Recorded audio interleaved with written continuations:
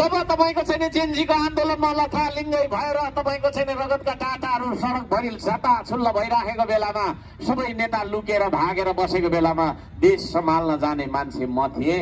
म गएर तपाईको चाहिँ प्रधान सेनापतिसँग कुरा गर्दाखेरि उहाँले देखाउनु भयो यस्तो छ लिस्ट भनेर। त्यस्तै लिस्ट हो जस्तो मलाई लाग्दैछ आदरणीय दाजुभाइ दिदीबहिनीहरू, त्यस्तै लिस्ट हो जस्तो लाग्दैछ है। चुनाव एउटा औपचारिकताको रूपमा मात्रै लिने, तर अलरेडी को अर्थमन्त्री हुने को प्रधानमन्त्री हुने भन्ने विदेशी डिजाइन भइसकेको हो कि भन्ने मलाई लागेको छ। सचेत रहनुहोस्, सावधान रहनुहोस्। यो देश तपाईको हो, यो देश मेरो हो, यो देश नेपाली नागरिकको हो, नेपालीको हो, कुनै विदेशी प्रभु शक्तिको होइन। आदरणीय दाजुभाइ दिदीबहिनीहरू, कुरा गम्भीर छ है। त्यतिखेर पनि लिस्टको कुरा थियो, को प्रधानमन्त्री बन्ने को के बन्ने भन्ने लिस्टको कुरा थियो भने अहिले पनि लिस्टकै कुरा जस्तो छ त।